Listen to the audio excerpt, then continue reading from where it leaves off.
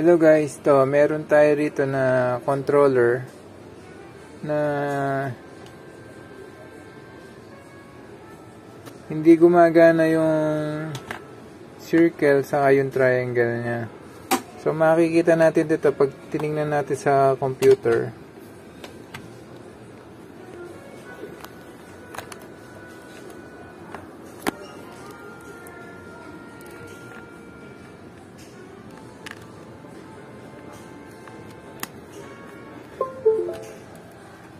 So ito, kinunik ko siya sa computer. So dito, pupunta ka sa control panel. Control. Ayan, so control panel. Sa control panel, pupunta ka dito sa hardware and sound. Tapos pupunta ka dito sa device. So yung device lilitaw yung pinaka-controller mo. So i-right click mo siya. Tapos dito ka sa game controller setting. So sa game controller setting, may makikita kang ganyan. Tapos pipindutin mo itong property. Ito, lilitaw na yung mga niya. So dito pag pinindot natin yung X, meron siyang iilaw siya. Ayun may ilaw. So yung 1, ito. So yung circle niya, ay yung box niya, ito, may ilaw yun, nakikita nyo. May ilaw yung dito. Ito, makikita mo, may ilaw siya. Ayun, diba? Itong X, i-ilaw din yung number 2. So itong circle, wala siyang ilaw, dapat to i-ilaw siya. Itong triangle, wala rin. So ito lang square yung umiilaw, yun. Ayan. So gagawin natin, ayusin natin itong buong panel na to, magpapalit tayo ng flex. Okay guys, wait lang Ito na guys, bali dalawa yung gagawin nating controller.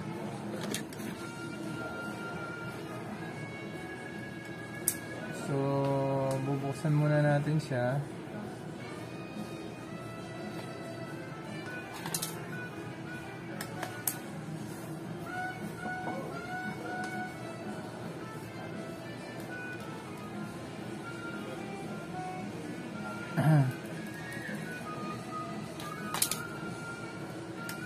Ayan.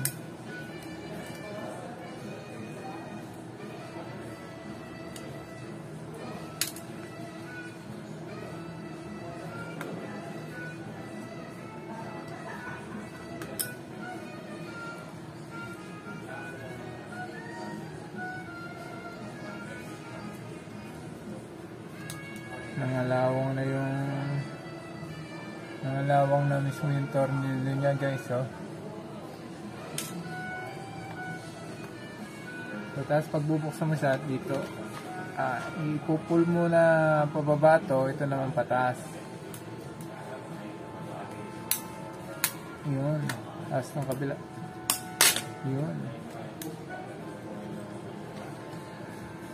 So, ayan. Tapos, ito hihilayin mo.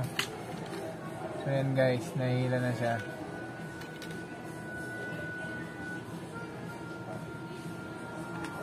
Itong niya, so palalabasin ko lang ito.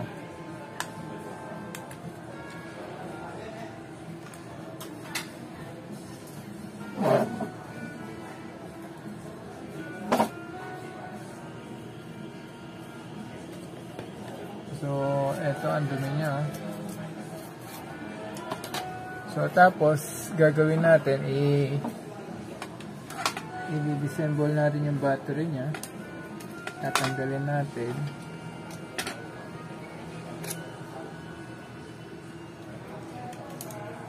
Yan. Tapos ito rin.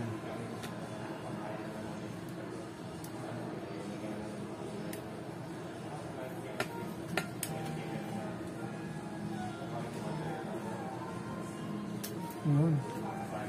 Ito. Tatanggalin natin. So, tapos, meron siyang dito, yung tornilyo. To, tatanggalin natin yung tornilyo niya.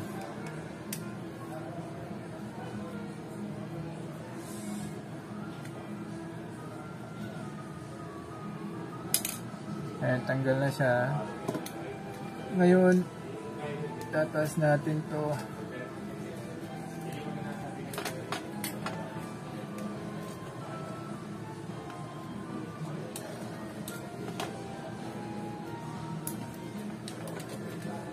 Ayan. Tapos guys, ihilahin din natin to. Ayan, ganito lang naman pagtanggal dito. Ayan. Ito, dito rin, ganito. Okay. Tapos, ito, tatanggalin natin yung pinaka-rubber nya. Ayan. Tapos, ito rin, pinaka-rubber nya. So, pupul natin yan. So, ito, tapos makikita natin, ito yung pinaka ano niya, flex niya. So ito, gagawin natin, tatanggalin natin to, papalitan natin siya.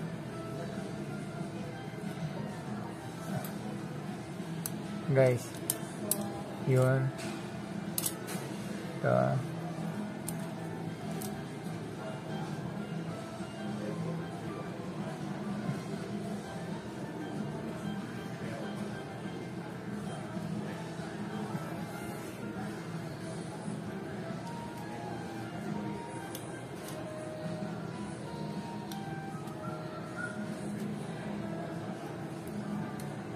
Eto, meron pala siyang lock dito. So, yung lock niya, ipupush mo lang to. Pupush mo. Push. Ayan. Tapos yung kabila din, push mo rin. Iyon. Patitin itong kabila. Ayan. Kabila. Yun. So, ayan. Napull mo na siya. So, tapos nito, pwede mo lang tanggalin to dito. So, i-ano mo lang siya. Yan. I-ano mo lang. Ito guys. Tapos itong isa dito sa likod.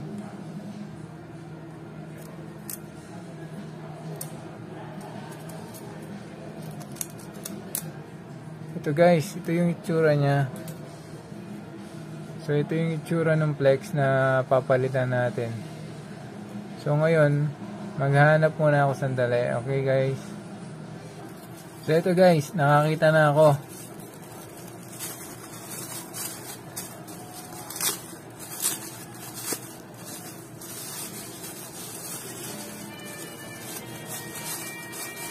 Yun no. Ito na. So, eto na siya. So, ito yung luma niya. Ayan. Yung luma niya, ganito. Ayan. So, ito yung bago.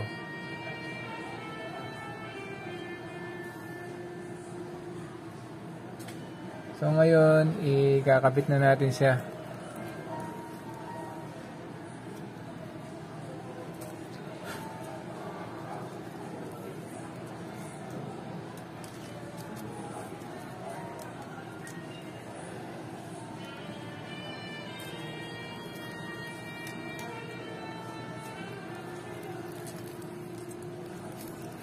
So guys, kapag dinassemble nyo, makikita nyo naman kung paano nyo tinanggal, ganun nyo rin siya ikakabit.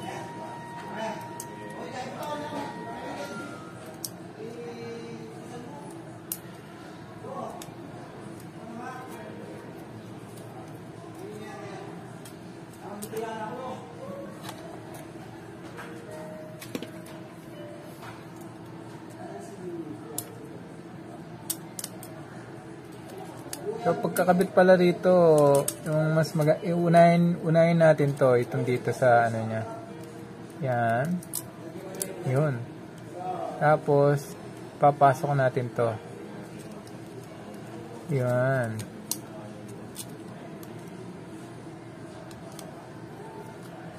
So, pagkapasok niya, i-bend natin to. Yan. So, pagka-bend niya, gawin nyo, ipitin nyo na rito. Ito. Itong board niya, so ibalik nyo na para maipit na siya. Yun. Yun. So, nakaipit na, guys. Dito na tayo sa harap niyan. Ito, sa harap, ayan. So, ilalapat natin siya. Ayan, lapat na siya. So, ngayon, ibabalik na natin siya.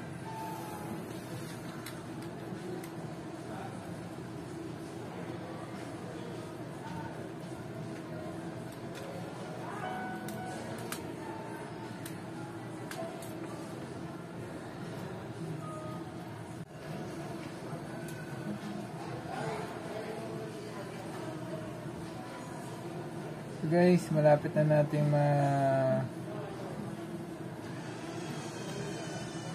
ma-assemble itong controller.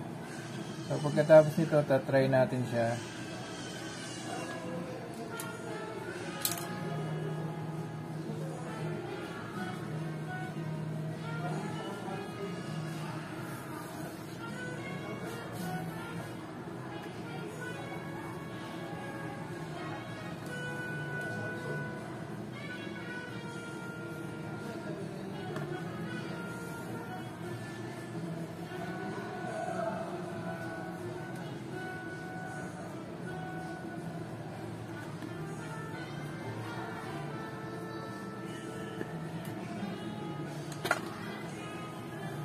So, ito pinalit natin. Ito na guys, bali, i-install natin ulit sa computer. Yan. Tapos titignan natin kung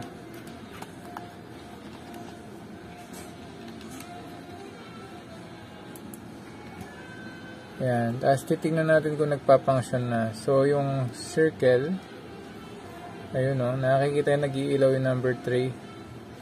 Ito siya. Tapos yung triangle, ayun, number 4. Okay. Square. Ayun, number 1. X2. Circle 3. Triangle 4. Tapos itong, ano niya, ayun, yung number 6, yung R1 niya. Ito naman L1, number 5. Itong R2, ayun, number 8. Itong L2, ayan. Tapos yung mga ano niya, diba? Ayun guys, ganun lang kadali. Sige, see you. Please subscribe, ha. Salamat.